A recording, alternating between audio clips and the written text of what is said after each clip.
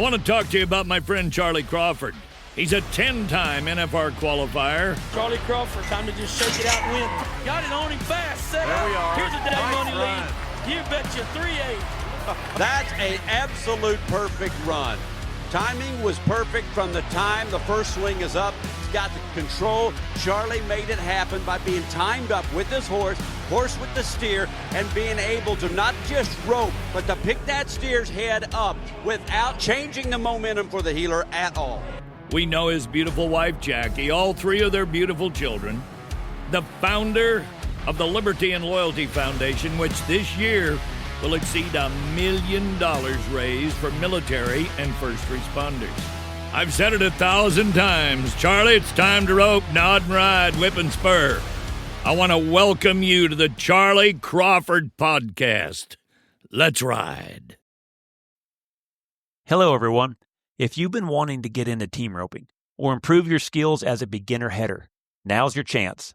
Join us for the NRS Beginner Headers Only Clinic at the NRS Arena in Decatur, Texas, October 3rd through the 5th. This clinic is designed just for the beginner headers up to a number 3, focusing on roping the horns, solid horsemanship, and the fundamentals you need to build confidence and stay safe while having a great time.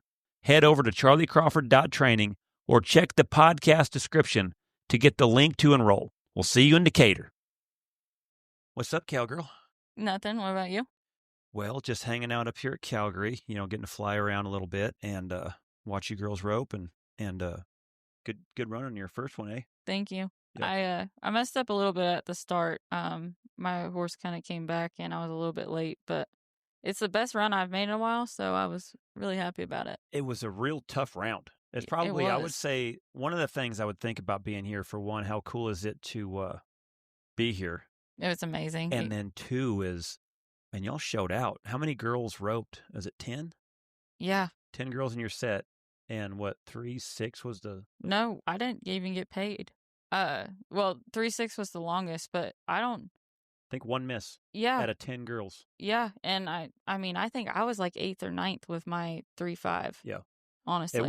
It was for one of those things too, is like, I think that to be able to be here is an honor, but then also you want to show out. Oh yeah. And today's perf showed out. Like the girls freaking were on it. Yeah. And I feel like even in a couple of the other events, it was like that today too. Like that tie down was tough. And then Dawson going 91.5 on that bronc. Yeah. It was a really cool perf for a lot of events. What was the environment like? What did it feel like? So when you've seen it on TV, but like then just to be here, what did it feel like? Well, it was cold today, but yeah, the feeling was a little bit kind of, you wanted to coat up a little bit. No, it was like, this is weird to describe it like it, but it's almost like when you walk into the American the first time and you look up and you see all those people, because it's crazy how high the stands are on that one side and how many people, like it doesn't look like there's a seat, you know what I mean? And it's like one of those, even like walking into San Antonio and like seeing all those people, like it gave me one of those feelings. Like it was just cool to be here and everything, and the chance to rope here, no less, just in the environment and being around everything. It was really cool. Well, this was my first time here, and like I went and watched the rodeo. Yeah. Just I wanted to watch the broncs. Yeah. Just because I knew that these suckers here buck. Yeah. And the weather was right for the buckers, and the little the kids when they do the wild pony. I forgot about that. That was great watching too. I forgot about that. But yeah, just the electricity in here. It's something different. Well, and like we used to rope in that indoor arena, and we'd run. I think if you made it all the way to the end, I think we ran 4, and it would start at like 6 or 7 o'clock, and that place would be packed in the indoor, and like I don't know if it was like a free admission or what it was, but everybody would show up over there. Because I remember some of the moms would go up there to video for us, and they had problems even trying to find a seat just to do that. You know what I mean? And it's cool. Like how popular it is up here too. Yeah, and like all of them came to watch the breakaway roping, because it was last year when that happened, and it was just the breakaway. The year before it was the team roping and the breakaway the same day. So yeah, I seen, what's the guy that does the chef, the short hair, does all the cooking? Yeah, I know. I seen him driving by yesterday. He was. I mean, so they get some star-studded people here. Oh yeah, to watch. I I don't know. It looked cool too, which I didn't go on that one side, but behind the buck and shoots, how it kind of looked like people were sitting there and eating and all that kind of stuff. It looks like it'd be a cool atmosphere up there too. But and then just the city right behind it. Yeah. Like when we got here last night and the sun was setting, and you could see the city right behind the stadium, and then what looks to be the hockey rink probably right there. I'm guessing that's what that is, probably on the right. Yeah.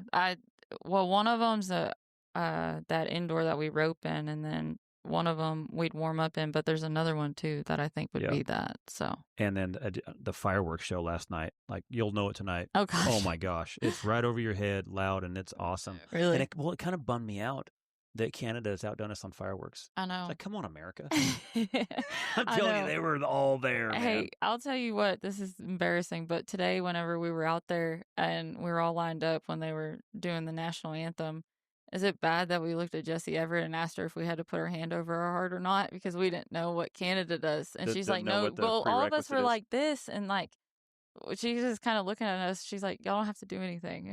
I was like, man, I didn't know. You know what I mean? I know. It was kind of weird. It's weird you're in a different country. Yeah.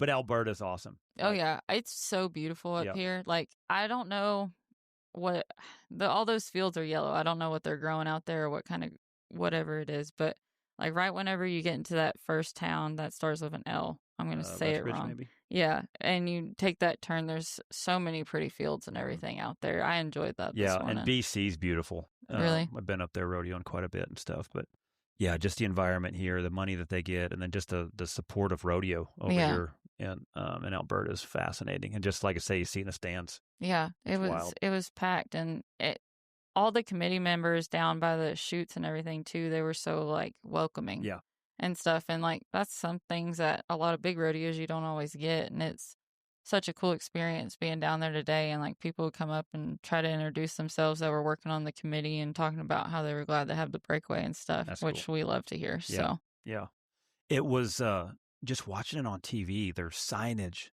is so good. The camera is so good. Yeah. And I think because they're literally right there in the arena and in the box. Yeah. That kind of scared me today. Well, you feel like watching it. You feel like you're kind of there. Yeah. Like they do a great job with how they sell it, how they promote it, and what it looks like on TV. Oh, yeah. Well, that's what my run from today when I went back on the Cowboy Channel and watched it, because I knew I was late. I just didn't know how late I was. And I got 3 different camera angles just from one run, and how clear they are. It's crazy. Well, he was talking about having a bulldogger push, and so you knew it was going to get there quick. What the hell happened? I know. I texted him after, too. I told myself I needed to go faster, but when I nodded, Legend moved, and instead of double clutch as a tick. Yeah, and we went back, and then we went forwards, and that calf was great. I feel like a girl can win the round on that calf if they actually hit the barrier. Calves looked pretty even, I thought. Oh, yeah. There was 2 that dang sure I thought Jackie's really ran and Maddie's really ran. But everybody else, all the calves were good and stuff. And everyone was hitting the start, so it's hard to tell kind of what stood out because everyone scored and roped. Yeah. Really good. So yeah. That's fun. So you've got 2 more rounds, correct? Yes.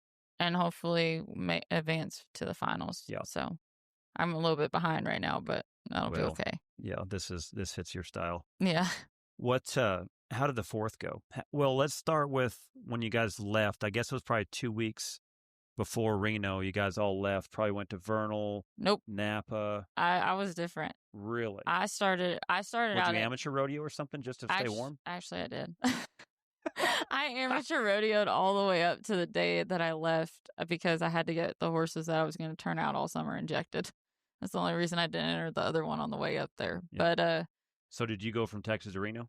I was out there for Nampa, but I left. Well, that's not bad. I didn't go to Vernal or Sisters or any of those rodeos like everybody else did. Everybody else, I kind of stayed down here for all the circuit rodeos and everything because I needed to get my circuit count in too. So. That makes sense. But so starting from when you left then, because I know you got on a pretty good heater. It seemed like Cleburne and some of those. That was the last time this has been hot at all for me. And then from there you went from home to Napa to Reno. Yes. In the 4th. Yes. So how's it been since you left home? How many weeks would that be now? 3? Yeah, pretty close to that. I think I've won $3,300. Like it's honestly been terrible, but it's just something like I feel like over the 4th I feel like I struggled because I didn't feel like I was getting consistent goes every time. Sometimes it was my fault with my horses, and then sometimes we seen a camel and then won't go to the calf.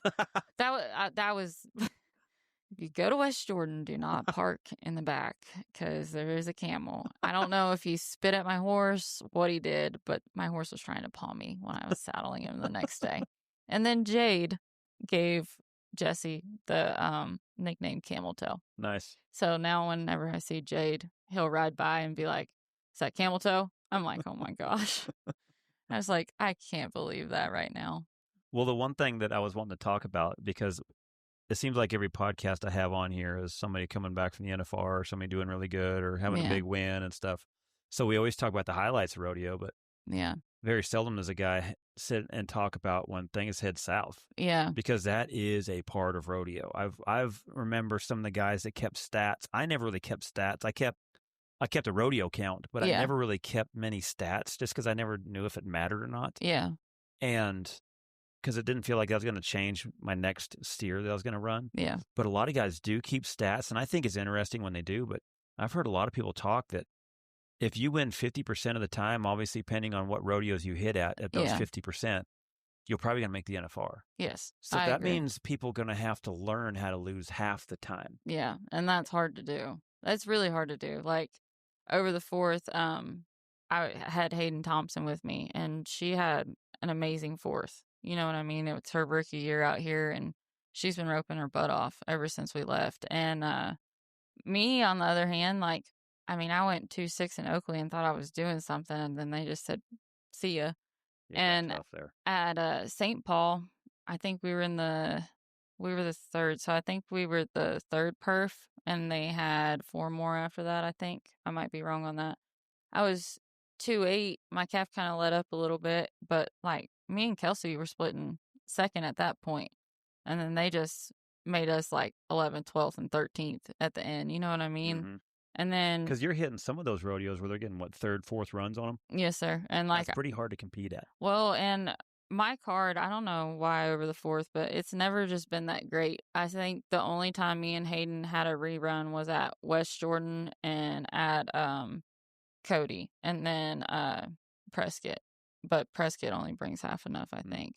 But everywhere else, like, we had a first run on everything. Like, we were going off of lists from way before and stuff, but that's where it makes it hard too, especially whenever you have a plan and you're going to go out there and this is your plan, and then whenever you enter it, it gets all miscombobbled and you get popped everywhere, and then it's just trying to figure it out. Like, Hayden and me were at Belfouche, South Dakota on the night of the 2nd. We were either going to do that or the Greeley short round, and we were up at Basin the next morning, which everybody, normal people would fly, be smart. But it was 13, when we put it in our phone, it was 13 hours and 51 minutes. And you gain an hour.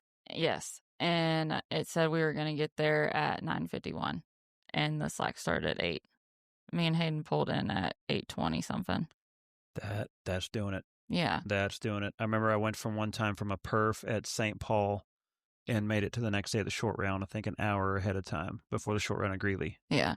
And so, yeah, reverse of that. That's impressive because one of the things that's tough about it is the mountains. Yeah. Once you hit a certain spot, when you get, up there at LeGrand, Pendleton. Oh yeah. You gotta be pretty safe there, but for the most part, it's fairly interstate and rock on, huh? Oh yeah, and that's what last year that happened to me too, because Jackie and all them were making bets that I wasn't gonna make it for the perf because I was at Greeley short round the night before, and that's the day at St. Paul they have the 2 perfs, and I was in the afternoon perf. Well, they rolled me to the night perf, and I think I got there at I think it was like 5:30 or 6 o'clock, and it was like an hour and a half before, and I just remember LD's look at me, and I didn't know if it was look of disappointment or I can't believe that just happened. Stunned. Yeah, because I was by myself that year, too. Yeah, because you rodeoed mostly by yourself. Oh, yeah. I've rodeoed mostly by myself, other than a little bit this year. Hayden's been with me, and we're going to kind of keep getting in and out and stuff, which she lives out.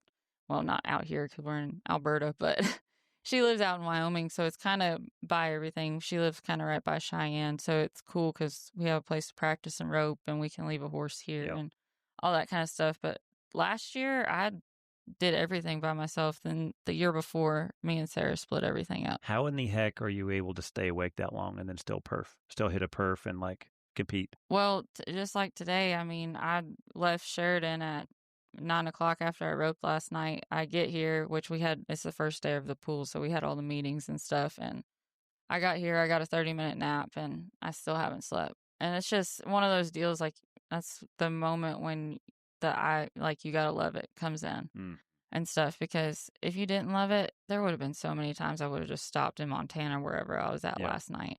I almost ran out of depth last night, too, on a sidetrack point. Well, that's probably good that you do that, just in the fact of it keeps you alert. Yeah, well, that, I was like, I didn't... Keep like, oh my gosh, am I going to make it? It keeps your anxiety level up. Well, I didn't know who this was, which it was Eli Lord, and I just seen a trailer in front of me the whole time, and they pulled off into the gas station, whatever. All the gas stations are closed. Like, the outside pumps are on, but everything's closed for like 2 hours. And I always have a box of Def in the back of my truck. I always make sure I did it. Of course, the time that I get on one of those roads, I had like 12 miles to empty, and when I got to the Loves, and I was like, that would have been some stuff. Now, does the Fords, I can't remember, the Fords, they keep going and then they'll subtract on you when you run out and if you shut it off? Well, they say that, but one time I was going to the Corpus short round, and the next town was literally right there. We had like 30 miles to empty or something left, like enough, and the truck just shut off. Could not get it turned back on. And must be a newer model. Yeah, I don't know, but it was not a good thing. That's not a good thing to do, yeah. Yeah, we were panicked. I didn't think I was going to make it to the short round. That's one of those nightmares that I think everyone rodeos has. Yeah. Like still getting turned out, and you're trying to get to the rodeo, and the rodeo keeps getting further away. Then they keep redirecting you. Then you can hear your name, and you're not there. Well, and that's the thing. Everybody always makes fun of me anyway because I'm always late, and they always say that I'm going to get turned out one day, and I really try not to make it happen. But I've been cutting it close. I've been cutting it close lately. But it's amazing the things you'll put your life in danger of just to get to a perf. Yeah, it really is. Well, and it's hard not to nowadays. Like this fourth was like the best fourth for the breakaway roping. It really was. Like the money that was up at all these rodeos everywhere. It wasn't just one. Like, I mean, Cody added equal added money this year. St. Paul added equal added money. And I mean, there was so many rodeos that you could win first and win over 8,000 at this year. And that's crazy. For the breakaway roping. Yeah. And I mean, a couple years ago, we would come out here and you'd win one of the fourth rodeos and you win 3,000. And we'd be like, heck yeah. You know what I mean? Unlimited rodeos, and you'd have to drive by a good one to get to another one. Yeah. I will say one thing, a huge hats off and a hand clap, I think, to all the committees out there, because there's been a lot of them step up and add a lot of good money. Yeah. It's been really good to see. And it's cool, too, because, like, some of the rodeos, like that Basin City rodeo last year, I think only had, like, 5,000 added, 6,000, which I might be completely wrong. And this year, they added over 11, I think, and that's just a 1 year difference. Mm-hmm. You know what I mean? And I think a lot of places do see the numbers we get in the girls, too, and everything. Well, and then just thinking, too, like Calgary adding breakaway and equal money, and it's crazy. And it counts. Yeah, it's crazy that we get to rope one for 7,000 right here every day. And I mean, I hate to say this out loud, but that pays more than any of our NFR go rounds ever have. Mm-hmm. And I mean, we're starting to get those chances, though. Well, what a big boost for the breakaways momentum to be at Calgary. Yeah. You know, I mean, us team ropers, we're still not here. Yeah. You know, we went through a lot of the same stuff y'all did. Yeah. You know, for a long time.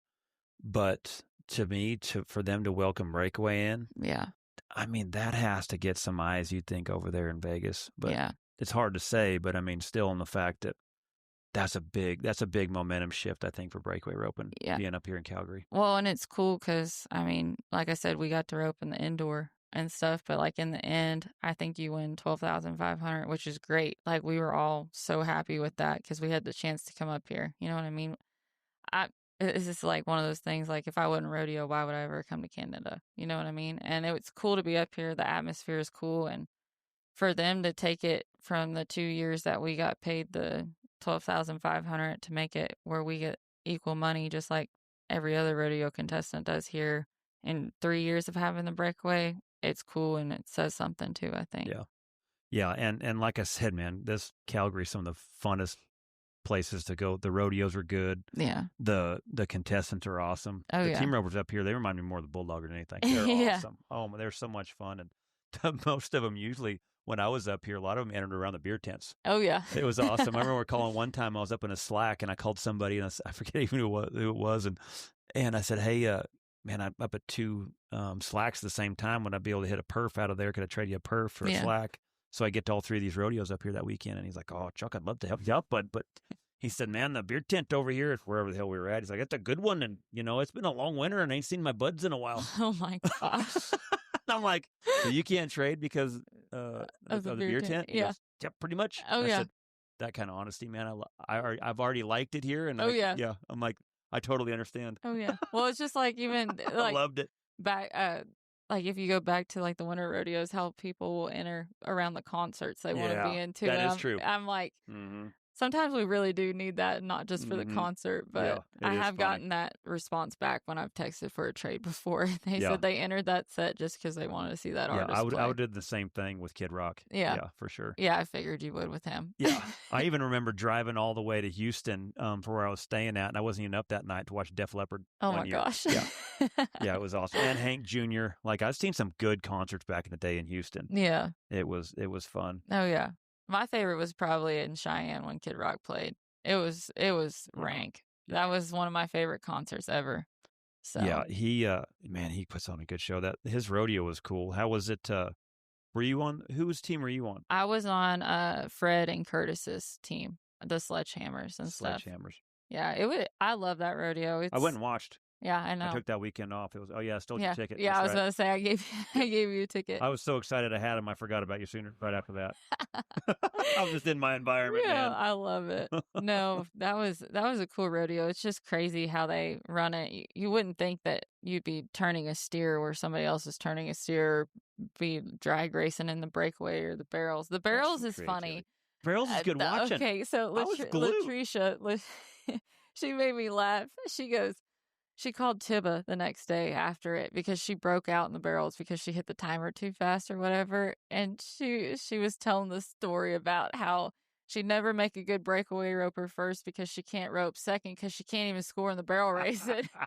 She said, I understand y'all's pain now. It was awesome. Funny. She told us the whole story, and it was just funny. Like all the barrel racers were doing something like that. It's just crazy how the setup is. Well, and it was so fun like because we would, like me and Garrett Jess went and watched it, and we'd bet $1 on every who do you got, then we'd switch, and so like it literally made it that much fun because you could bet on everybody that was up, and you weren't the only one that was doing that. Oh yeah, that's for cool. Sure. And what a cool concept. Oh yeah, you've never been into anything like it until you go to one of them. Mm-hmm. That's for sure. And being there and competing in it, it's so cool too. So my phone skipped out. I was going to look and see who the top 4 or 5 money winners were at over the 4th of July in the breakaway.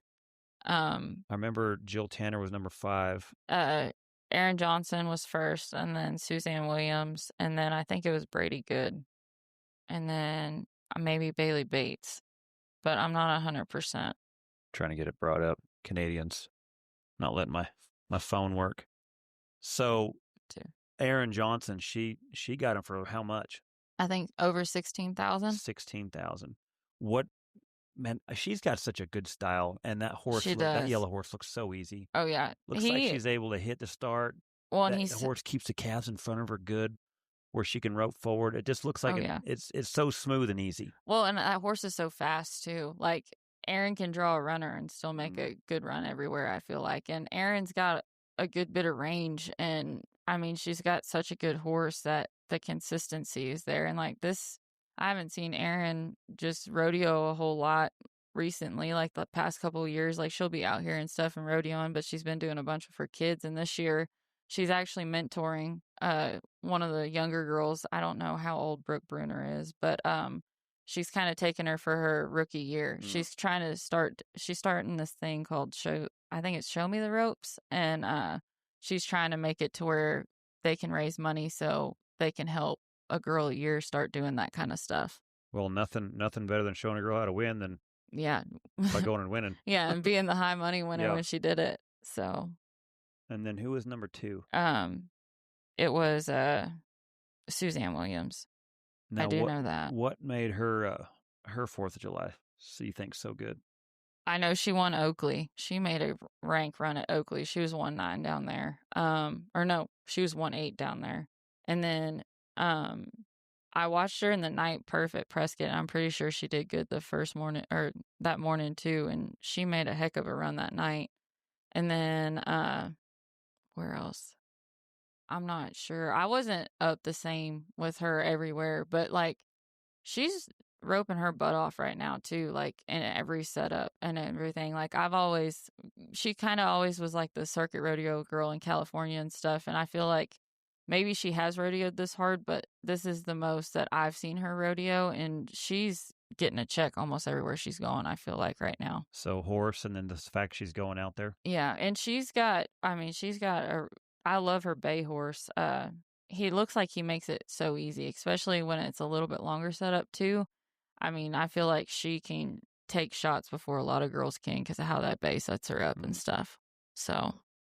Yeah, mine's not pulling up who 3 was. Hold on. Mine's loading. How do y'all keep up with kind of how everything and who's winning and what's going on with what out here? The last couple weeks, I haven't honestly been keeping up with just a whole lot. But I try to keep up with all my stuff and everything. But the last couple weeks, honestly, it hasn't been going good for me. So I'm not one that I want to sit there and look at everything unfold until I make something happen. Yeah, it's pretty easy to look at the standings when you're winning. It's pretty hard to when you're losing. Yeah, and like I don't really want to know exactly where I'm at right now, like stuff like that, because I've always been one of the girls that right now at this time of the year I'm in the top 10, like safely in the top 10 at least. And there's been 3 years right now I've been in the top 5, and I know I'm in the top 25 right now, but I mean I have a decent amount of money won, but I just ain't been winning since I've been out here and stuff. And I know it's going to turn around. I mean, it's all in God's timing, and that's what I've been trusting in and everything. And I just don't know when it's going to happen. And I hope it happens the next 2 days up here.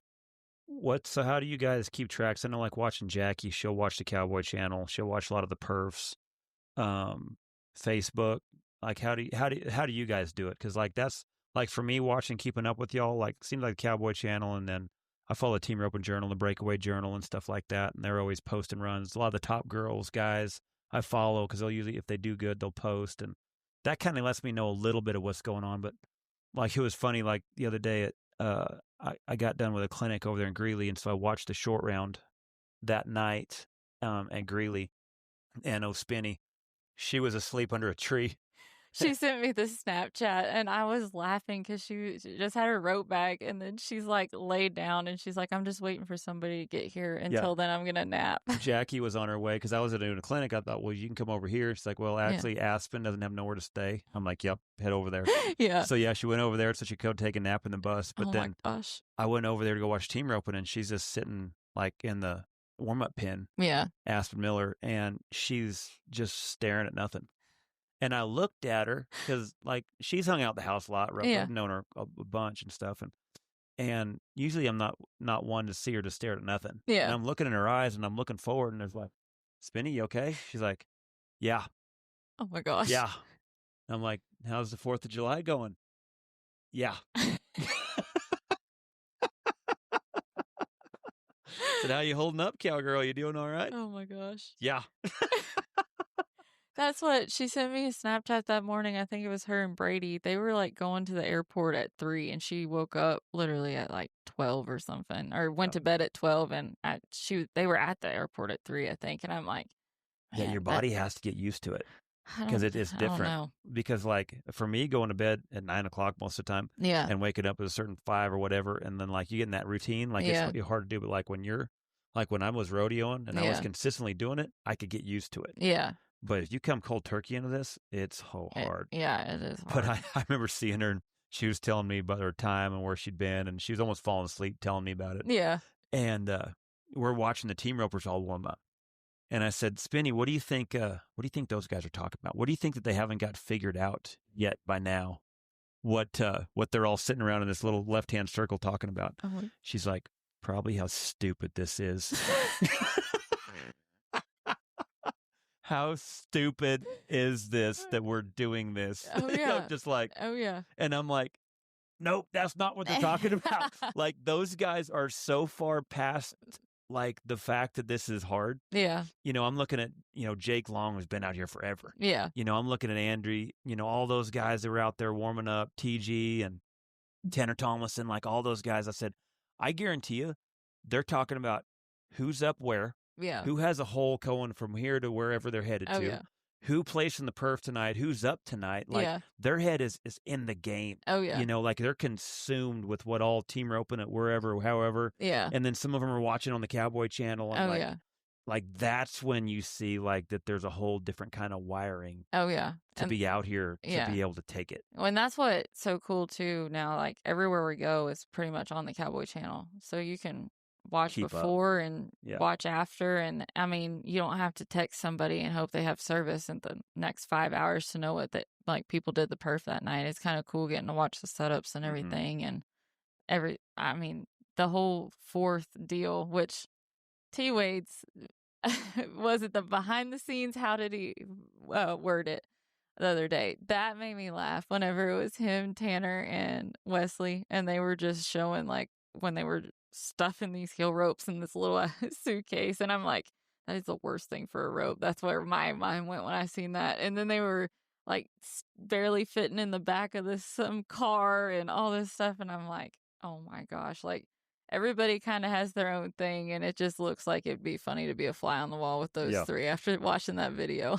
Yeah, there's some people that just laugh at it and is able just to make the most out of it and have the most fun with it, and that is definitely T-Wade. Yes. And Thorpe does a good job with that too, I think, because he can egg it on. But, I seen where there was one time Trevor and Patrick, we were up here in Canada and we were up all the same somewhere, and I was telling stories as we were coming up here because I've been up to Canada a few times. Yeah. There was one time that we were driving to a rodeo, and I'd never laughed so much as I was with those guys. We were headed somewhere up here, and Trevor and Patrick were both sitting in the front seat, and this Kenny Rogers song came up through the years. Yeah. And they were singing it, looking into each other's eyes and singing it to each other. Oh my gosh. It was the gayest, funniest, most uncomfortable thing I had ever seen in your life. Just go ahead and Google it. Or whatever you guys do. What is it? What is it? So I use Spotify all the time. There you go. Go ahead and Spotify some Kenny Rogers. Oh my He had a bitchin' beard back in the day. But through the years, and listen and just picture them two like singing it lovingly into each other's eyes. Like it was hilarious. No. It was freaking hilarious. But like that's the stupid stuff that you'll do. Oh yeah. Just to pass the time so you don't lose your freaking mind. Oh yeah. I mean, I've been seeing it with just people and what they've been wanting to do with their spare time and everything. It's just, I don't know. Sometimes I get bored and just ride my bike around for a minute just to get out of the trailer because I want to go stir crazy when we actually have enough time to do that. So yeah. But so was that Brady Good was number 3? I believe. Yes. Now, she's got a sweet horse. Oh yeah, I love great that style. I love that Rango horse, and the cool thing about it is 15,000. Yes, and that's a great force. I think that would have won the high money winner last year. I don't know what Josie had last year, but like that new horse of hers, she had some big hits at Cody with 7,600, Basin City 55,000, almost 5,100, and then West Jordan at 1,600. So pretty good, 2 really good hits. Oh yeah, and she's got 2 really good horses. Like I was saying, that other younger horse, it's so crazy to watch her ride him because it almost looks like the same style as Rango. And that horse never looks like he ever takes her throw away, and it just makes it look so easy. And I mean, she won the 2nd and 3rd round, I think, in her pool. I know she won 2 rounds. I don't know if it was the 1st and 3rd or 2nd and 3rd, but like she made 2 great runs up here. One of her calves that she was 2-4 on was trying to stop the whole time too. Isn't it funny what momentum will do? Yeah. How it'll carry. Oh yeah, and this is a great week to have that happen. Great month. Yeah, that's for sure. Especially because I always think the week after the slack at Cheyenne's always better than the 4th. I mean, it's less busy, but I mean, those rodeos are just as great, and they're all the fun ones too, in my opinion. So for sure. And then Bailey Bates at number 4 with 14,000. Looks like she struck good at St. Paul, 6,000. Yeah. Oakley, pretty much 4,000, and then Prescott at 4,200. Yeah, I actually was up with Bailey everywhere that she was up other than St. Paul, but I was watching on the Cowboy Channel that night. She made a great run at St. Paul. And then that run that she made in Oakley, Hayden and her actually had the same calf, and they were both 2-1 on him. Like, that calf was a little bit stronger, and they both used the rope really well on him. And then at Prescott, she was in the same set as me too, and she drew 2 stronger calves and made 2 really good runs down there. Yeah, she's been roping really good. And then Jill Tanner at 14,000. So 4 girls over, almost at 15,000 and over. That's a good 4th. Yeah. And I seen where she blasted. Yeah. Jill blasted over there at St. Paul. She set the new arena record at St. Paul. She was 2-1. Awesome. I think Spin won it last year, and I think Spin was a 2-2 and stuff. And that's what's crazy. Whenever me and Kelsey roped, and I don't know if you've seen it, but did you see that we rode double on the victory lap? That's awesome. Every time. How fun is that victory lap? Oh, it's fun. But Kelsey, when she gets on, she goes, you guys made it funner riding double. Well, she said, "Don't go fast, Martha." So every time say that. Kelsey would go to wave, I can't. You can't say don't do something. That's way too. But we're all dumb out here. We're gonna do what he tells us not to. Well, and unfortunately, they couldn't get some of the calves to go out of the arena, so we had to go slow through one spot. And the girl that I was supposed to follow was going slow. I said, "You're just lucky," because she said her groin still hurts on a comment on Facebook the other day. I said, "You're just lucky the calves were in the arena." That's all I have to say. That's awesome. That's hilarious. But I remember when I finally got my victory lap there, because I kept my teeth in that arena. Like, I literally lost my teeth. Yeah. A lot of teeth sitting outside the tack room waiting for my dad to come out. Yeah. Because one time my mom accidentally gave me, my mom used to collect $2 bills. Really? And when I'd lose my teeth, she'd put a $2 bill up there. Yeah. Well, one time before St. Paul, or as the first perf at St. Paul, lost one of my teeth, and I put it under my pillow, and she put a 20. She actually put a 20. Well, back then, you could ride all the rides in St. Paul twice. For that? Yeah, so I'm pulling teeth out, like not I'm pulling teeth out I'm trying to lose a tooth a day out there. Gosh. Like, well, I just grew up down the road. Yeah. And so I rode bucking ponies and bucking calves at the Pee Wee rodeos and stuff there, and chased the flag when they would blow it up there during the 4th of July, during the national anthem and stuff. And so anyways, I remember my first victory lap, and I think it was me and Mike Beers, and we raced the Queen. Oh my gosh. Across there. That's freaking funny. It was, and then the second time I won the rodeo, and it was one of the slowest victory laps ever, because it was when me and Joe won it. Yeah. And it was kind of the end of my career. Yeah. And I just trotted, because it was like, this is probably the last time I'll see it. Yeah. So like, it was something that like kind of where my career started, and then knowing it was about to end, and just kind of like seeing that again one more time. Because it is, man. It's so much fun. It's amazing what a little old farm town. Oh yeah. That I don't even know if it has 500 people in it. Oh yeah. Well, that's the thing, is there's not even hardly any places to eat unless you get back towards the interstate. Mm-hmm. You know what I mean? And that's crazy, like with the money they add for us. But the stands, the people, the crowd, and there's so much energy in that little old. Oh, it's a big arena, but it's that little old town, and it's a cool rodeo. Yeah, I feel like my horses freak out every year too when you got to walk them through the people right there. They don't know about it, but that rodeo is one that you almost wish you would have one of those cameras on your hat, or like you were for sure in a day perf and could wear the Ray-Bans. Wear your Ray-Bans, and especially during the victory lap. Yeah, because it's cool, because like you actually get to see everybody, because like the arena's so big that, I mean, it's just as packed as this one is, but you can see the stands. You can see them all. Exactly. You know what I mean? And it's just cool when you're going around and everybody hooping and hollering, and you're trying to dodge the trees. You know what I mean? Yeah. So Jill won it. I think it was $8,300. Yeah. $8,300 breakaway. Yeah. That is rad. That is so cool. And then it looked like she got to do her victory lap with her little girl. Yeah. That's cool. That's what's fun about seeing stuff like that. That's awesome. Well, and it's cool, like everybody with their little girls all growing up and stuff. You know what I mean? Like Kelsey with Oakland, and then Journey, and just all of them, and how excited they get too. I know it. Cheering and stuff. Like even like Katie Williams' daughter and son, like you'll hear them the whole time that she's coming out of the box. Like, go mom, go mom, go mom. Did you hear Creed and Journey over there at West Jordan? Oh yeah, I did. When Jackie's literally about to nod, Creed, don't break out, Mom. Do good, Mom. I would have just dropped my hand and not nodded. And then Journey's holler like, yeah, Mom, do good.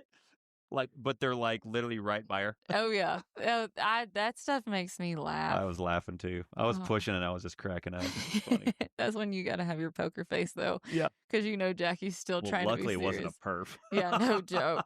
I'm It's glad been it live wasn't on a TV. perf because if people seen that on TV, There was what a little happened bit of a with me- dashboard going on there, a little bit. I You almost had- went over the handlebars. Yeah, I haven't just hit my thigh on the saddle horn in a minute, but I dang sure have a bruise this big right now. Yeah. Yeah. Me and Hayden been talking about making I a was pushing, and so when I Oh, yeah. looked up to kind of see what was going on, and then I seen your shoulders up over your hips. You or know, under your- it was just one of those moments. That calf trotted the first time. He didn't trot that time. Well, I and noticed it you was, said you was going to nod backing up so you can get a go, so I'm like, all right, he Yeah. must be slow. No, that was that first calf out. Like the girl almost passed him coming out of the chute, and how Jesse's been scoring and how it's been going for me. I felt like I needed the little extra, you know what I mean? But I felt the little extra whenever we stopped too. I'm blaming it on the camel. This is Will. Yeah, it still hurts though. Trisha told me she got some great pictures of it too. I said, I'll Trisha, bet. don't ever post those. That's a Please. birthday. Yeah, wait for your birthday. Those are coming out. Yeah, I don't want to see him. Hello, everyone. If you've been wanting to get into team roping or improve your skills as a beginner header, now's your chance. Join us for the NRS Beginner Headers Only Clinic at the NRS Arena in Decatur, Texas, October 3rd through the 5th. This clinic is designed just for the beginner headers up to a number 3, focusing on roping the horns, solid horsemanship, and the fundamentals you need to build confidence and stay safe while having a great time. Head over to charlycrawford.training or check the podcast description to get the link to enroll. We'll see you in Decatur. So you've had such a good run out here, like where you're always just kind of right there, hitting it. And we've talked about it for such a long time. Like I remember even a few years ago, Jackie, just watching your videos. Yeah. Because your timing was right. You're getting your first swing up in the right spot. You're hitting it to where you're ready for that, where the money shot is in the first part of the arena, where Yeah. you're ready for it, sticking calves, and just consistently doing it. Yeah.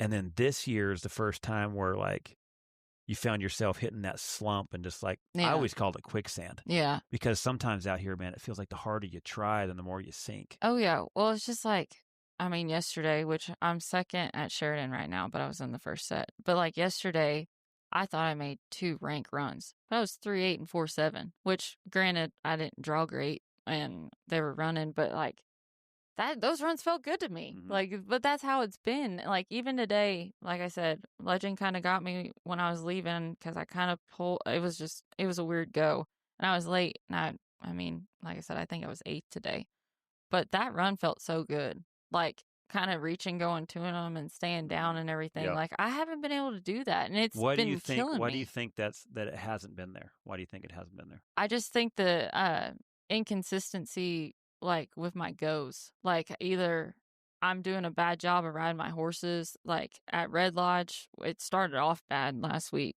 or I guess it was last week. Wow, I don't even know when it Feels is. fast out here, doesn't it? Yeah, at Red Lodge, Jesse Wright hit the calf really bad, and instead of me, using my head for something else other than a hat rack, I should have just made my horse go to the left and take one more and caught a 7-1 placed at the rodeo in the breakaway. Wow. That's how it started, and then I was 2-6 that night at Oakley. The next day was Bell. I ran through the barrier. The judges were just cheering me on again, and then we drove all night to Basin City, and I think the closest I got to my calf at Basin City was when I was almost hitting Hayden walking back up from the back strip and shoot. And I scared her horse. It's funny on the video because you see I'm starting to get close to Hayden, and then Hayden's horse just runs off and she's trying to make it stop. So that was a good laugh all the way over to St. Paul. And then St. Paul, I thought I blasted and ended up freaking 10th, 11th, and whatever we were. And where did we go after St. Paul? Cody? Yeah, I went Cody. That was interesting. I got closer to the feet than I did the head. Was he running? He was running, but then he led up into me, and I threw it straight past him. One of the best heel loops I've thrown in a minute, so that was nice. And then we went to West Jordan, and we seen the camel, and I don't know if that's why Jade said camel toe or if it was because of the horse after how bad I got freaking racked on that one. And then we went down to Prescott, and at Prescott, at this point, I was a little over it. Like, I'm not gonna lie. Like, I was over it. I was still in good faith. Like, I don't doubt my roping. Like, that's something I'll never do. I don't doubt my roping.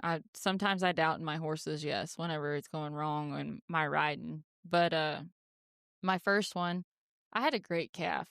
Legend kind of was scotching me and trying to bow out and on the front end and get tight, and I picked him back up at a rodeo in the first round and just went in there and caught. I was 4-1, 4-2, but I could have easily won the round on that calf or been 2-9. But like, that's not something I would normally do. Like, I would say, screw it, just hang on the next time. You know what I mean? And throwing my rope. And I feel like I've caught myself up in that where I'm just making runs. Like this week, my first rodeo this week was Estes, and I'm still placing right now. I'm like 12th through 16th with a 3-3.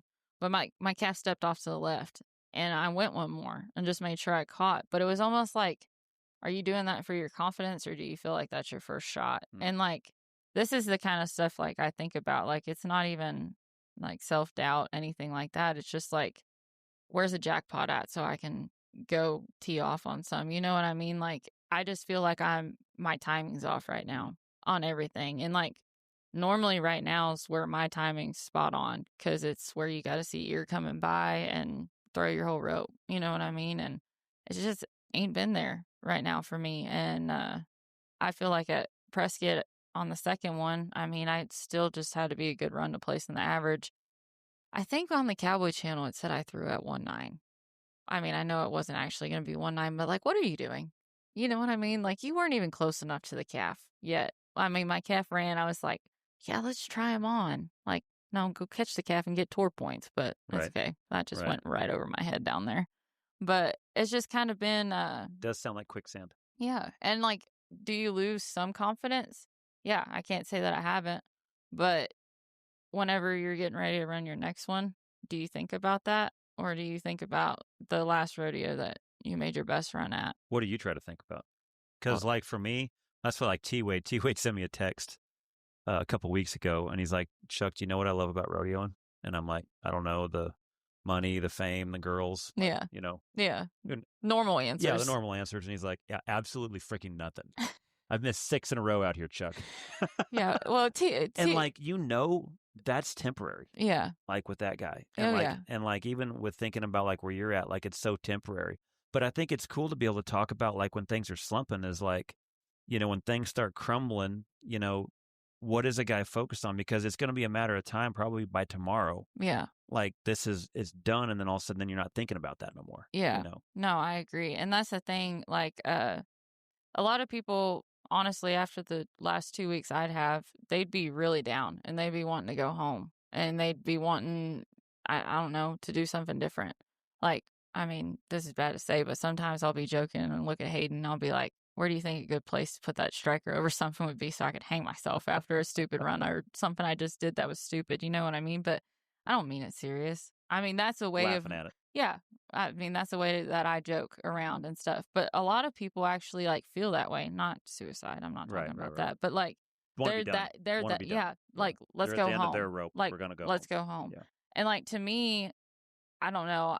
I always say that I always come in clutch for myself. It doesn't matter if it's in roping and when I used to work and make money and all that kind of stuff. And like, God would always help me and turn it around. And that's something that I always think of. And that's my theory. Like the other day when I missed one so bad at West Jordan, I literally walked out of the arena laughing. Well, I mean, I slightly wanted to cry because, you know, I hurt myself. But like, I literally laughed at it. And that's when a lot of girls would just want to cry. And I'm not saying whenever we were coming home from Prescott and I sat down and I wanted to post about it. Like, a lot of people don't want to do that. Like, I mean, everybody messes up. And I don't think people see that on the outside. Like, everybody just sees, like, that girl wins all the time. Mm-hmm. That girl, like, but they don't see how much we have missed, too. Even the best ones in the world that are on a heater right now, they've missed this week, too. You know what I mean? And it's just how you handle it and handle yourself and your horses and try to keep up with what you can without being able to practice and all that stuff. It's all the stuff that people don't see. Well, it seems like, too, everybody handles losing differently. Yeah. You know, like when I was out there, with testosterone in guys, it's usually either a rope thrown against the trailer, or Yeah. maybe me and Joseph might throw buckets back and forth at each other.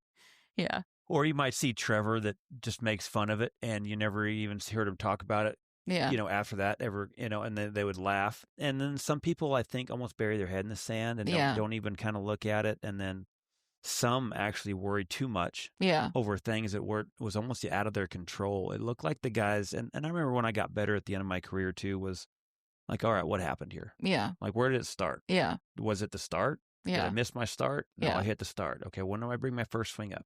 Was I behind or was I ahead of him? Yeah. All right, was I headed to my spot or was I headed away from it? Oh, yeah. Like in the team roping and stuff. And like, to me, that's when I'd start breaking it down. Then I could find those little things. And it's like, okay, I seen a good start, but I was a little wide and it was too far of a shot over. Okay, on this next one, same start. Yeah. I got my rope up, got ahead of him. Good. Just aim a little bit closer to my lane so I can set up my throwing lane and I'll set it up. So like, that's how I started looking at it later. And then also too was like, all right, that steer hauled butt and I hit the start and we maxed him out and we were 1 out. Yeah. And then you look at that last year, that run might have won second in the round. Yeah. And so sometimes when you make a good run and then just in the hit, like today at Calgary, like you guys would have placed in probably the top 2 or 3, 4 of every round so far. Every single pool before us has had barriers placed, especially the first day. So it's one of those things too. It's so hard when that would have made money before and the guy would have been confident in himself.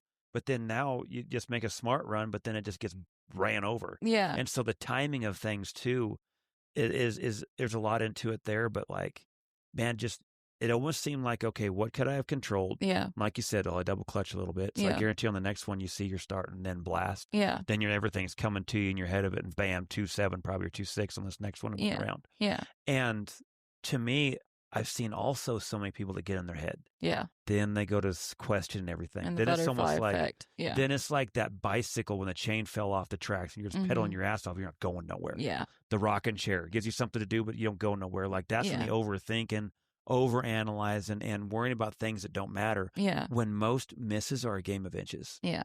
What is that little inch? Then that way you find that inch, then that's maybe the only thing you have to think about on the next one. Yeah. But man, if the foundation's not strong, that's when I think too many things. You're trying to fix your ride and you're trying to fix your swing. And, and then to me, then it's like tin cup. Yeah. Then you just shit fell off the rails. Yeah. And I feel like, this is just a personal opinion. I feel like when girls are going in the summer and they get down on themselves, if they make a bad run, they'll sit there and watch that video. I've watched tons of girls just sitting at the slack that I don't even know do that. And it's like, I don't delete them. I keep them, not going to lie, because, I might need to know to start that it was the last year, you know what I mean, and stuff like that. But I see what I did wrong. I notice what I do wrong, and then I work on it. You know what I mean? Like, even if it's at the next rodeo or if we go to a jackpot or you can find somebody's place to practice, like, you got to have that mindset, though, out here, because I feel like it's a dog-eat-dog world out here. And if you ain't one of them, then you might as well just go home. But you got to have the mentality as one of them, too. Everybody gets knocked down. Like I said, on the way home from Prescott, I got in the truck, and Hayden's been in the truck all the time with me and stuff, and she was sleeping in the trailer because we were going to swap halfway for our trip that night and stuff. And I sat there and I wrote the post out about me just having a terrible couple weeks out here. And everybody started calling me and like texting me and like stuff. And I just like lost it. Like, I'm not gonna lie, I freaking cried, but I wasn't crying because of what happened. I was just crying because of the frustration that I had in me even having trust in the timing. You know what I mean? Yep. Like, it's weird to say it like that, but that's how I think. Like, because it was in 2021 out here. It was over the 4th too. I missed 13 in a row. That's not bad. Yeah. That's real good. But like that, I literally missed 13 in a row. Like, no, I haven't been hitting everywhere right now, but there's only a couple loops that I've thrown that I was like, man, I screwed up. You know what I mean? Like, mine's more been the timing on the barrier. Either I'm too early or just a little bit off of it, and I'm not drawing that great right now. And when I have drawn a good one, I've used them, I feel like, and stuff. And that's the thing, is just like right here, I feel like this is the best set of calves, even set of calves that we roped in a long time. Like whenever we were going over the 4th, like there's 2 calves like at Oakley and St. Paul. I mean, the 2 good runs I made over the 4th. Both of my calves lit up. Like when I roped them, they tried to stop the whole time. Right. And that's like something a girl's... That's truly out of your control. Yeah. Well, but that's one of those things girls will sit there and be like, oh my gosh. You're like, what was I supposed to, like, and just stress about it. Yeah. But truly, I mean, what were you going to change to change that? Get your horse back up. You know what I mean? Go the other way. Yeah. I mean, stop and then throw. Like, I don't know, but that's where girls got to learn how to control everything and how they're thinking and have a more positive mindset. Well, and one of the things you said too was you just sitting watching that run over and over again, that bad run. Yeah. That's one thing if you're trying to find it. Yeah. You know, if you're trying to find what, you know, like comparing like the good run to this run, where was it? Yeah. You know, we're trying to identify it. Yeah. But then after that, it does need to be done. Yeah. I've had runs on my phone on my favorite list, like my best runs. Oh yeah. And then guys that I would watch that I love their style, like Clay Smith or Driggers or, you know, right now it'd be, you know, Clint Summers, you know, when you get out here, Andy Ward, you know, like I would watch a lot of those good runs because for one, it changes your mindset. Yeah. You're focusing on being able to make those runs instead of getting in your head and then almost creating self-doubt. Yeah. Because that's what I've seen so much out here too. But then I think too is, man, the ability to be able to laugh is huge. Oh yeah. That's where when I was able to find that, just the dopamine or whatever it is, you can feel that shows up to where it relieves so much anxiety or stress or tightness, it feels like too. Well, and that's the thing, like when Hayden got back here that one day, like I've never gotten upset though, because like me and Hayden, we just have fun. Like we're always laughing. I forget which road. It was Basin. That's when we made that drive, that stupid crazy freaking drive. And we both get in the truck and we look at each other. We just start laughing. And the way you have to pull out is interesting because there's all these potholes and all this kind of stuff. So we're just laughing. And I was like, what are we laughing about? She goes, we freaking suck. She said, we just drove all this way. Like Aston Miller. Yeah. This is stupid. Yeah. To do some freaking whack, you know what? She goes, we didn't even get close to the cow.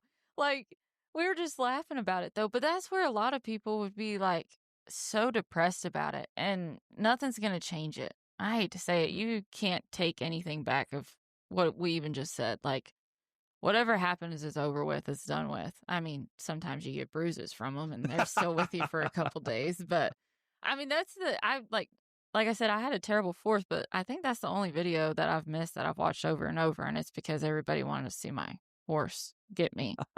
I mean, I had a great view from the back, and Tibba definitely laughed on her video, I think, that she sent me. So, but like stuff like that, like a lot of people would be so mad about that. And I'm literally laughing going out of the arena because I just suck so bad. Yeah. But that's the thing is if you don't have that mentality, what are we going to be thinking about? Man, it's hard. It's an internal misery. Yeah. It really is. And I spent a lot of my career that way. Yeah. You know, everything was personal. Too much was life or death. Yeah. And then it carried in the next one. Yeah. And then when I found a lot of times when I look back at it was how many times I wasn't ready for the next roll that was about to hit because I was still stuck in my head from the one before. Yeah. And I mean, sometimes you got to have that do or die, like come in clutch, but Right. But I think too, if it's too hard, then like, man, like Trevor, I thought said it good one time. He's like, man, everyone talk about life or death. He's like, this ain't life or death. Yeah. Not one time did I ever think this was life or death. Yeah. And so he missed. He's like, there's going to be another one next day. Yeah. He was always ready for the roll. Yeah. He was always ready for things are going to turn around. Yeah. And like, it's huge because you're talking about the same thing that happens to everybody out here. It's Yeah. just now, how do you handle it? Yeah. Well, and I think too, like a lot of people miss the whole point on it. And what I mean by that is I feel like I'm one of the people that's most ate up with rodeo. I mean, we could be going home right now after the whole rodeo and I'm probably going to go to the jackpot the next day. You know what I mean? Because I'm ate up with it.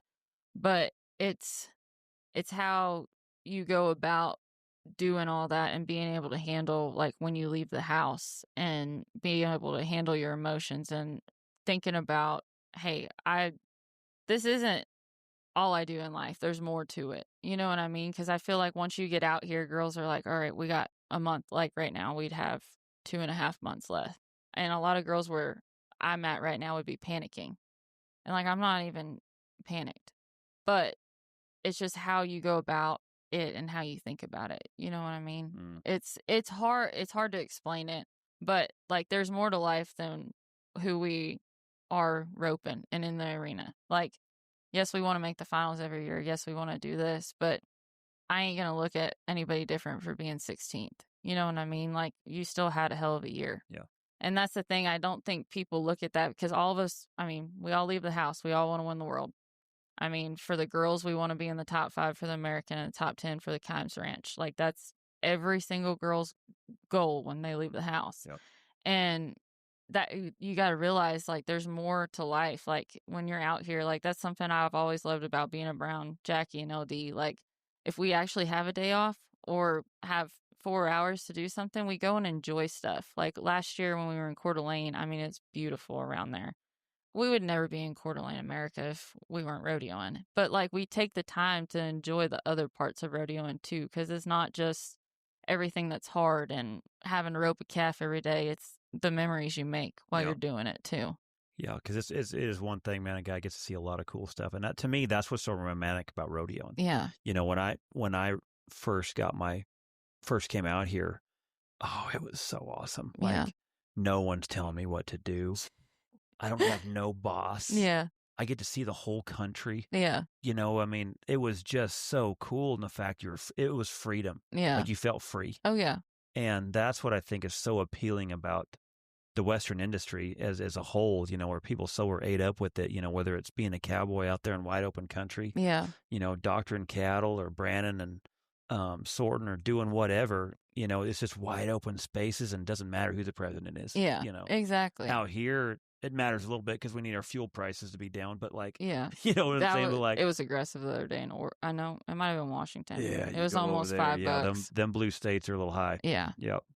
But just the fact that like, I had a couple options. I was either going to have shoe horses, ride horses, or work for Les Schwab's and switch tires. You know, like, those were my 3 options when I left. And so the fact that I had no boss, you know, I just loved it. And seeing rodeos, I only got to see in the Roper Sports News back then. Oh, yeah. You know, where a lot of you guys like say this right here. Yeah. Being in Calgary, you've only seen this on TV. Yeah. And to be here in another country. Yeah. And like, I wish I could have made like Pinoca work this year. That's fun. Because like that That's one so looks much like so much fun. And I think it's so cool that we're getting all these opportunities now, because I mean, it's so badass to be able to be out here and see all this stuff. And like I said, I mean, if I didn't rodeo, I'd probably still be in Virginia. Like, I would never would have probably gone to this many states in 2 days either. Countries. You know what I mean? And because that Pinoca is so much fun. I mean, you might see a bear on the way there, you know, or an elk or a moose. You know, there's so many things you'll see up and down these roads. But like, I remember the first time I went to Pinoca and all the wagon racers. Yeah, like, oh cool. my gosh, it was cool. It was like they were all just camped out. It was like the NASCAR of the South. It was so cool. Like, there's rednecks up here too. I love it. Well, that's the thing too. Like, everywhere you go, it's a whole different nature of people at all the rodeos. Like, I mean, even just over the 4th last week, like, you go to all these different towns and there's just so many different people everywhere. Yeah. And getting to see all the parts of the country and everything, like, it's crazy how different everywhere is. But like, I love like looking at all the scenery and stuff, you know, when you're sitting there driving and you're tired of your Netflix series that's on there that you've been watching for 3 days straight. But like, it's so cool to be able to enjoy all that stuff. And like, how cool is it going down the Columbia Gorge to St. Paul? The river was on the right. Oh yeah.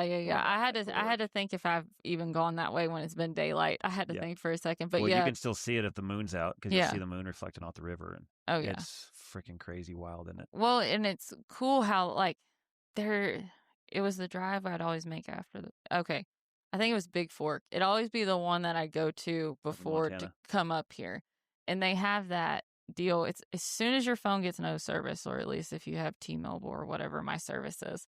It's right when my phone hits no service and you're almost to Big Fork. Like, it is so pretty how like the mountains are, and they have that lake right there and stuff. And like, if you go down into the little town, like, you can go and get the paddle boards or whatever, and they have like their own little vibe, you know what I mean? Like they have a couple good like breakfast places and a lunch place right there. You can do your laundry, you know, since we're living out of our trailers and have to catch up on that the only day we usually have off and stuff. But it's like cool to see all that kind of stuff, you know what I mean? And like I said, I'd Especially never coming see from it. the east. Oh yeah. Out here in the west, it's climate's different. Yeah. Everything's different. So well, even I think, okay, this is gonna make me sound dumb, but even the animals are different. Like out here, the other day, we were driving in Wyoming, and Hayden was with me, and I guess it's just a really big coyote. And I look out the deal. I said, "Is that one of them wolves they've been talking about?" And this Hayden could not quit laughing at me, and I was like, "What?" She goes, "Martha, that's a coyote." I said, "That's a big coyote." They don't look like that in Texas. And she's just like so mind blown that I said something so dumb out of my mouth. You know what I mean? But like even stuff like that, like it's just cool to see like all the animals, except for whenever you end up hitting them. You know what I mean? But like the elk, I never would have seen if I wasn't out here. I mean, sometimes you get lucky if you're in the red state. We've seen a moose on the way up here before. That's what I was about to say. And then mountain goats up there in BC. We've seen some wild stuff over there too. Oh yeah, and like all the antelope and freaking you go see all the bison and buffalo. It's just kind of cool. I really don't want to run into a mountain cat. I don't know what they're called out here. Well, especially up here. I don't know what they're called up here. Bobcats, mountain lions, all kind of stuff. Yeah. Cougars. Oh yeah. So what's the rest of the probably up entered probably the next couple weeks? Yes. Where are you at from here? Tomorrow, the next day here in Calgary, then where from there? Whenever we go back, I'm going to Hayden's house, and we have one day before the Slack at Cheyenne, but they have actually, it's at the college arena, I think. They have some jackpots next week. There you go. And they're not just breakaways, they're team opens too. Oh, so there you go. I think they have like one of the women's finals deals too over there, like one of the win your ins and stuff. But we're going to do that, and we kind of have a couple days to practice, and then we get to go out to Salinas, and we got upright, and we're the day before, and then... Yeah, because the entering, man, it's just a matter of time before it changes. Yeah. And it sucks when it's not the fourth. Yeah. You're not hitting there, but like you say, the next 3 weeks are good too. Yeah. So. Well, and that's the thing is we have Spanish Fork, Salt Lake, Ogden. I mean, Ogden, they made a 2-header for us too and gave us equal money this year. How much money is out of this year? I heard it's a bunch. I think it's like 40-some thousand. Golly, I think it's 45,000. How about Hermiston this year? Oh yeah, they doubled the money in all the events. That's so cool. That is. That's gonna that's when you can almost make it up real quick. Yeah. Now. My favorite Hermiston story though is probably with JJ. I have to tell it. So we've been driving all night. JJ's been sleeping. JJ's like the morning person. Like she's up and at 'em. Yeah, and you're probably the night out. Yeah, I'll drive all night. Don't talk to me in the morning. Give me to at least 10. But she comes and she's so excited to get these damn watermelons. And I mean, we drove all night. Set up horse fence. I think me and Sarah just showered, and I just crawled in bed or whatever. She goes, "Hey guys, I brought y'all watermelons." This is Sarah's first year rodeoing, so she has no idea what she's talking about. She probably thought JJ went down the street and got her a watermelon. Sarah didn't know that was like the deal. That's for the deal. And Sarah's like, "Thanks, Jay. Where'd you get them at?" "Oh, this is the watermelon rodeo." It's on the water tank when you pull in. Oh big my old God. watermelon. That's one of my favorite Hermiston stories, though. Yeah. I always have to tell that because it's just funny because Sarah had no idea, and JJ's JJ. So it's just funny. But that's what everybody loves there. Just like I can't wait to go to Salinas to get the peaches. They're my favorite. Yeah. The beach, strawberries, the cooler weather. Yeah. Of course, we can't say much. We're in plenty cooler weather right now. Yeah, that was not fun today. Yeah. I didn't have fun with that. I will say, too, at Salinas, hopefully this year, I will actually figure out where you're supposed to park when you go out there and eat. Well, no, when you go out to eat on the Monterey Bay deal. Oh. Every year, I've gotten a parking ticket. Well, California will look for any way to charge you. Yeah. I'm flying out of here and headed to school in St. Paul, actually, and Oregon. And I bought my bags on United. And it goes in San Francisco, and I got charged $2 in California tax. Oh my gosh! I've flown all over the place. I've never been charged a tax before. Oh yeah, just to have a bag fee. Yeah, it's a California tax in there. Newsom, he's going to get your money one way or another over there. That's for sure. Yeah, that's no joke. But yeah, that one's fun. So you talked a little bit about getting your horses freed up here before Calgary. How did you get your horses freed up? I actually, we ended up heading on them. It was one of those deals. I went and I practiced with Trey and Dick. JD's in Brazil right now, but I was like, Dick was joking with me because Dick Yates. Yeah, he was telling me how tight my horse was, or telling Trey how tight my horse was, that we needed to free him up. Well, the first day, Trey ran some breakaway calves off of both of them for me, and then the second day, he's like, I'm going to head on Legend. I'm like, thinking in my head, I was like, I know whatever he's going to do is going to help. You know what I mean? But I'm like, man, this is going to hurt whenever he tries to head on him and he tries to stop. And I don't know how this is going to go when he tries to pull a steer, because he drags off in the tie down sometimes. And I'll tell you what, I don't want to jinx myself, knock on wood right here. But I don't know what clicked, just because he had a different job or what, but it's like I have the old Legend back. You know what I mean? Like today, yes, I got a bad go at the start and everything, but like in the field, from when he did that to me roping now, my confidence is like shot through the roof, because I feel like I have the Legend that I had in 22, because I can see everything. I don't feel like he's getting tight. And it's crazy to think that all I had to do was head on him.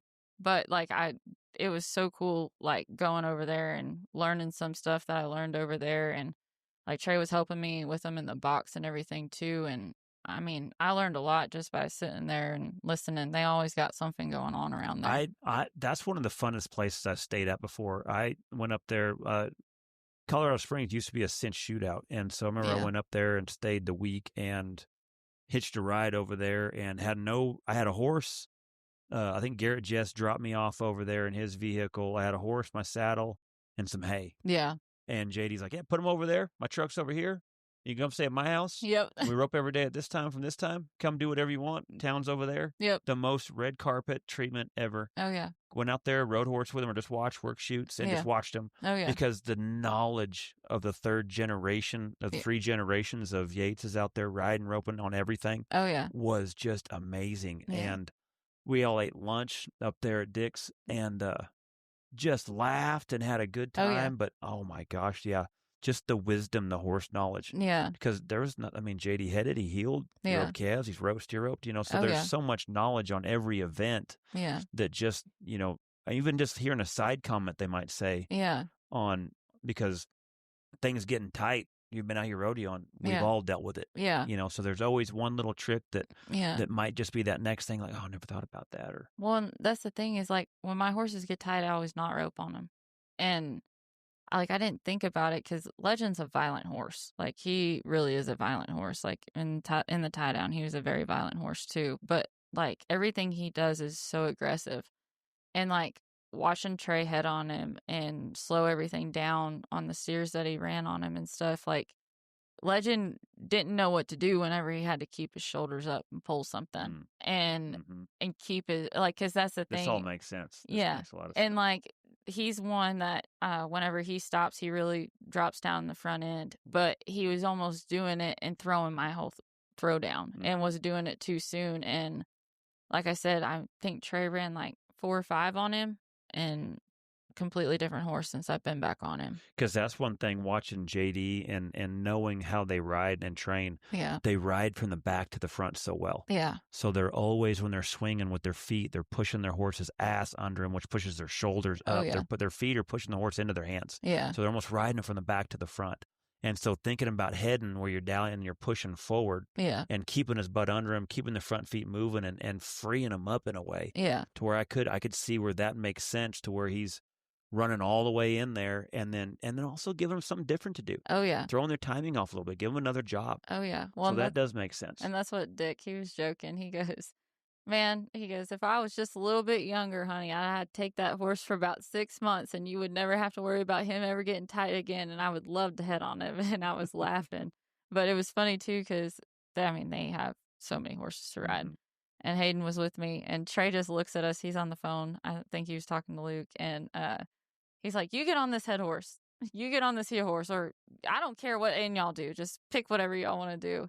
And like how you're saying how well they ride their horses and everything. Like, I told Trey I felt like I struggled riding that horse, because absolutely everything I did, like with my feet, hand, everything meant something. And I was like, I just wanted to be there and sit still and be like, I don't want to mess this up. You know what I mean? But like, that's what I wish I had even more in just some of my stuff. And that's why I feel like a lot of times this fourth, I feel like I've struggled with my consistency on my goes and stuff just because of even like my riding. Like there's so much I can change in my riding. I'm confident with my roping. But like I said, there's 5 runs over the fourth, I can tell you right now, because I wasn't confident in my riding and getting the inconsistent goes right there, it costed me. But that's stuff that I need to learn how to work on too, because if somebody can show me how to do that. Well, I think too, also like where it took me a little while, but you've been out here long enough, so you know that. But like when you start getting the longer boxes, Yeah. the start's out there a little soon, Yeah. a little bit more. Yeah. The calves are stronger out here a lot of times too, bigger. Yes. And so when you, like, it seems like in Texas, 15, 16-foot boxes a lot of times, most times 16. Yeah. So they're only so far away. You can get your swing started when you nod, you get ahead of it, and then they're right there. Yeah. Where here, it seems like 17, 18-foot boxes are almost fairly common. Yeah. So they're further away. So it seems like you can almost ride a little bit more, then bring your swing up. Yeah. Because you still got time to try to bring the calf's head to you to get that gain. Yeah. And it seems like that's sometimes when that's timing. Yes. And then that's when sometimes, like when I was at home, I would always adjust my boxes to 17, 18 before I started coming out here, just to get that feel, because they're going to be a little further away from me. Yeah. But where my throw is going to be is a little further down the pin. Yeah. And so those were things that I remember. That's all the timing you're talking Yeah. about. Because you might go, because I guarantee you when you come back 16, like for me, when this shows up here tomorrow, like it's going to be lights out. Yeah.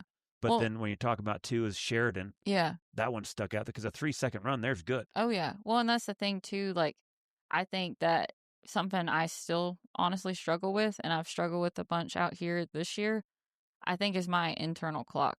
Because like you said, like back home, we're used to the certain size. I mean, I'm one that gets 2 swings off in the box, and like I got to get better at whenever I'm out here to, when we got to go be 2.7, ride the first stride and bring your rope up and everything, and you hit the start better. And that's something that where I feel like I nodded my head like 8 seconds ago and you're still making a 3-second run. You know what I mean? Like, you don't realize that when you're running down the arena. Like at Sheridan on my first one, I thought I ran it. I mean, I thought I was 5. You know what I mean? Which I wasn't after I watched the video, but just because of how long it is and where the time actually starts, like Pecos, you know what I mean? Like, you can feel like you ran them forever there and still be 3. And that's the thing that I think has been messing with me a bunch, is like, I feel like I got to make shit happen right there. And I don't have to. You can go one more and still be 2. And I think I haven't just got back into like the summertime mode yet. Right. I mean, it's about damn time I do it, but I don't feel like I have done it yet. You know what I mean? And like, that's something like for next week. Like I guess Salinas is in 2 weeks, but like Cheyenne for us. Cheyenne. Well, and Cheyenne's always hard for us because we're having the 3rd runs on those calves, because the guys get them walking fresh, and then the wild card round, then we get 3rd and 4th runs. So they're still not just leaving the greatest, and it's hard to. But they're still going to be out there. Oh, yeah. Sure. But that's the thing, is just your timing right there. And then Salinas, I mean, we're going to rope the calves that we probably roped at Reno and St. Paul and all that kind of stuff. And then you come back and you go to like Spanish Fork, which is fast. That's going to be backward. That's where your stuff's going to come from, being in the South. Well, and that's the thing though. But like, you got to be so versatile out here and everything. And I think that's another thing that girls get so down on. Like, if you got to have a badass week at all the rodeos that are the toughest ones, like Cheyenne, Salinas, like the longer scores, and I mean, your timing's just off on the other things, like, you got to look at it like, hey, look, this is what I got to work on, but look at what I did whenever it was even harder, or vice versa. You know what I mean? One of the things I remember, like the Leo Camarillo era and T. Woolman era, that was passed down to me was when things got hard, they said, man, there's 3 things that got to stay in order. Yeah. You got to score, ride, then rope. Yes. And when I would think about that, the times it got out of order. Yeah. When I would nod and I didn't score because I was riding too early and I got the barrier. Yeah. Because I was looking to throw. Yeah. Or when I would nod, good start, and then I'd bring my rope up and then I wouldn't ride. Yeah. And so, like, it was amazing, too, how that stuff, it does stay in order to where, like I say, when there's longer box, you know that, all right, I can ride and get the run out of him and then be able to pick that swing up. Then you're in stride and ahead of him. So that way when the calf's head's coming to you, which by riding is going to create more run out of him to get there sooner where you're ahead of it and then bam, ready to go. Oh, yeah. Well, like even in the team roping, like yesterday at Sheridan, I was sitting up there watching. Like those guys were turning them like how they have the buck and shoots and everything, and then they have the center gate. Like there was somebody that blasted a run. I don't even remember who it was, but they were like 5'9", and that's over halfway.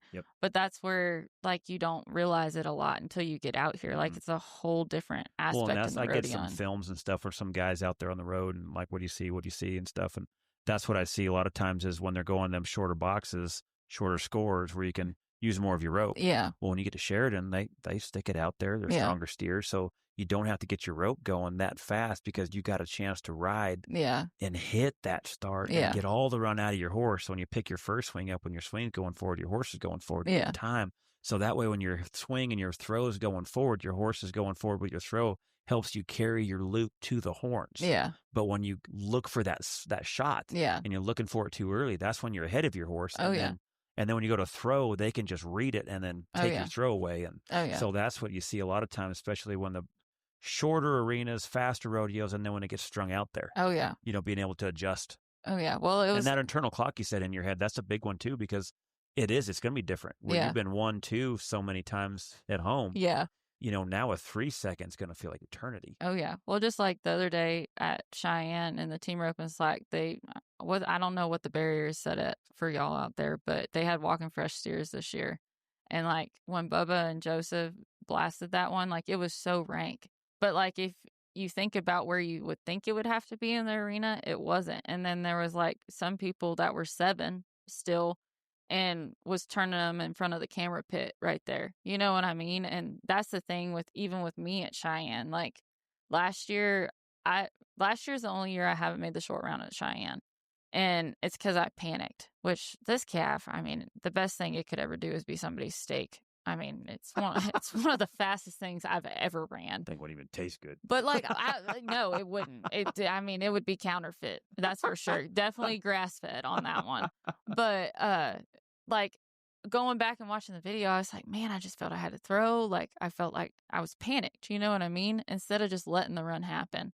And I feel like that's where I struggle here because where I thought I threw, I thought I was going to be 7 seconds. You know what I mean? But I threw right after the camera pit. I still probably could have made it back. But that's a thing that you got to be strong with your mental game. Even when we're not at Cheyenne, like even when we're roping at 2 under starts, like right here, you got to be confident on still trying to hit the barrier and blasting. You know what I mean? Yeah. So.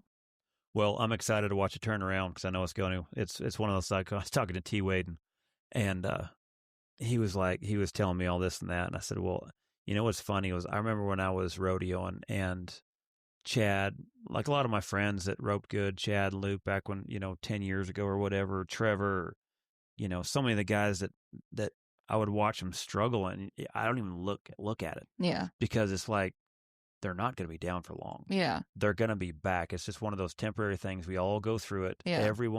No one's too good for it. No. No one's too good for a slump. And people and don't get that. It could be mental.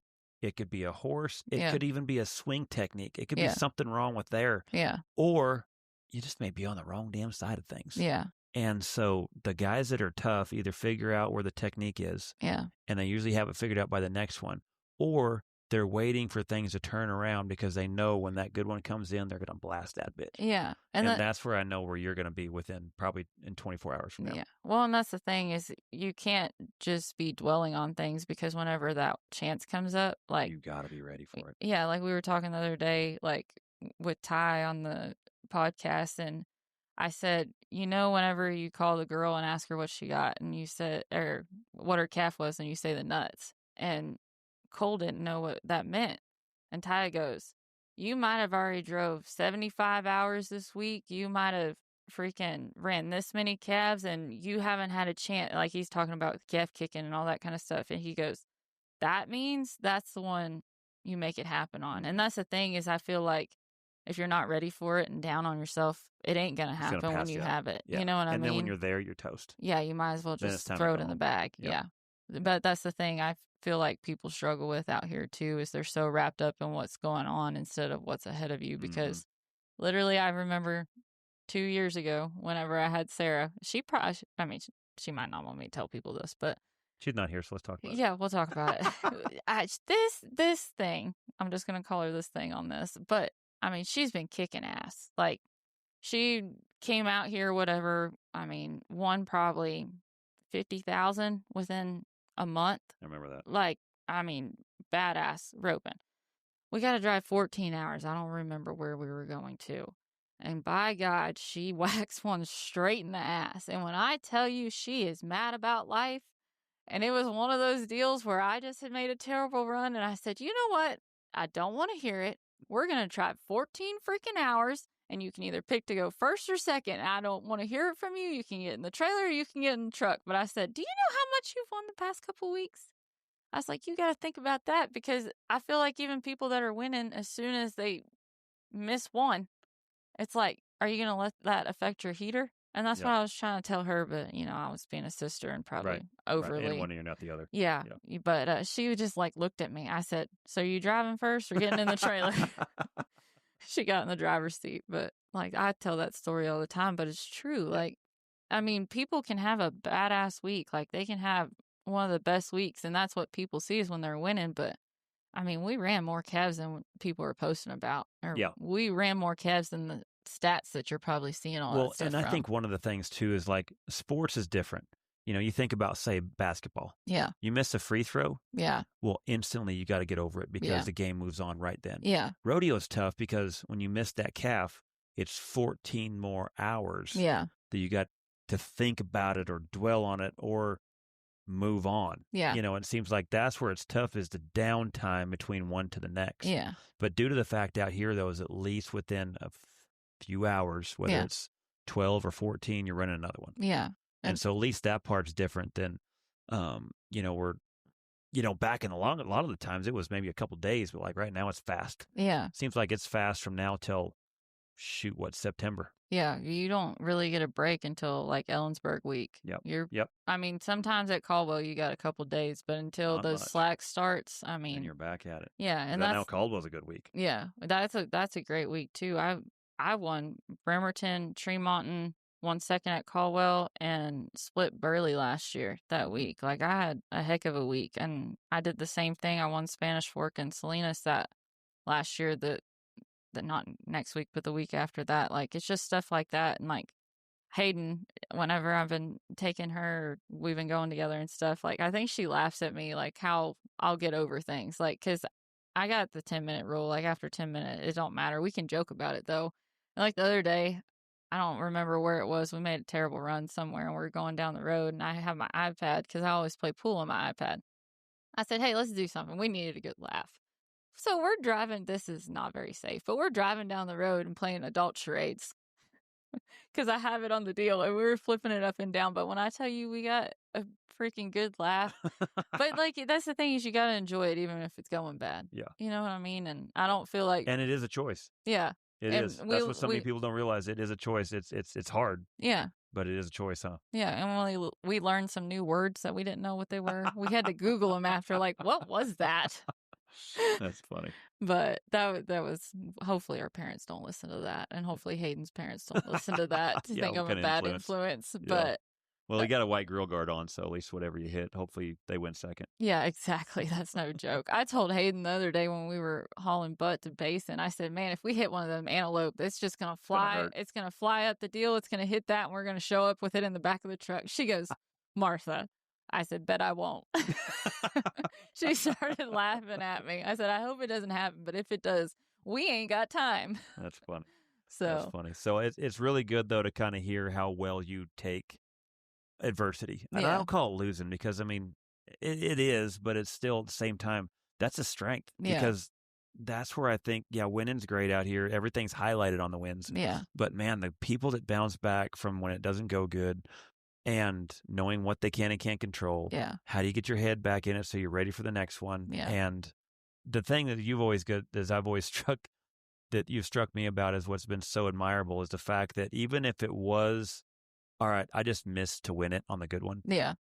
You're probably going to get on a heater shortly after that. Yeah. So that is such a mental strength. Those are things that so many young kids need to hear. Yeah. Especially when, there's so many girls coming up through the junior ranks, the high school rodeo, the college, getting their cards out here for the first time, seeing some of this stuff for the very first time. Yeah. Letting them know when things go that way on how people bounce back and are ready for that next one. So. Yeah. I joked last summer, and I mean, I had a good summer, but every week that I blow a tire, I'd have a heck of a week. So it'd almost be like I was in a slump. I'd be going down the road like, should I just hit something? You know what I mean?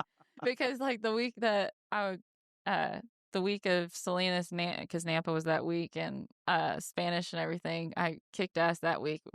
As soon as Trace and Amanda got in with me, I don't know, I was sleeping for like an hour. I haven't had anybody with me all summer. It was kind of nice to sleep while we blew a tire. Had a heck of a week. Yeah. Then kind of went downhill for a minute, and then it was the week right of Caldwell, all that. I was in downtown. You were with Jackie because I looked at Shy's location. I was like, how far are y'all from me? Because I was in downtown kind of going up towards Bremerton. I couldn't get my lug nuts undone. And I was stuck in all that, and I didn't know if I could limp it in and all this kind of stuff. But needless to say, got the tire fixed and freaking kicked butt that week. So maybe I should try that this year. Maybe I should just let it happen. Or just pretend you did. At this time, I'll take the $500 deduction for it. Well, I know you're not going to get a flat tire between tomorrow and here. So. Well, I do have my little scooter. I could go run over something. There you go. Run over a tack or something. Or just let Danny ride it. Every time she rides it, comes back with a flat tire. Sorry, Daniel. You got to get a laugh. Got to get a laugh however we can. Yep. You're going to lose your mind out here. Oh, yeah. Awesome. We'll kick their ass tomorrow, the rest of the summer. Yes, sir. And we'll see you guys back in Texas. All right. Well, no, I'll see you before then. Maybe. I doubt it. You never know. Yeah, that's true. Never say never. Because I'm probably not coming back out. I think Jackie heads back after Cheyenne, so I'm back to work. Yeah, you never know. You might be up there for the Cheyenne short round. I'm headed to St. Paul, then I'm headed next week to Torrington, Wyoming, then somewhere in Pennsylvania in the next week. So I'm off to work. I probably will still see you somewhere. It's a good chance. Yeah, good chance. Just hopefully, if I got the week off of Cheyenne, she makes a short round. I bet you'll be there. So. I mean, we can make a bet on it right now because I know I'm going to get money out of it. So that's right. That's right. That's right. We'll go kick their ass up here. Be the first girl, you and Jackie. Yeah. Freaking make the laps up here in Calgary. Yeah. I'll even do it double with her, but we're going to ride mine. Stick her on the back and haul ass. Yeah. No joke. No joke. But all right, man. We'll kick their ass. All right, I will. All right. If you're interested in coming to a clinic this year, my 2025 clinic schedule is posted on charlycrawford.training. Go there and see if we are headed to an arena near you. If you're wanting to host a clinic, I have a few dates available. August 29th through 31st, September 12th through the 14th, September 26th through the 28th. My October is open, and November. All the details and the easy sign-up form can be found on my website under the Clinics tab. If you have any questions, email me at charlycrawford.training@gmail.com.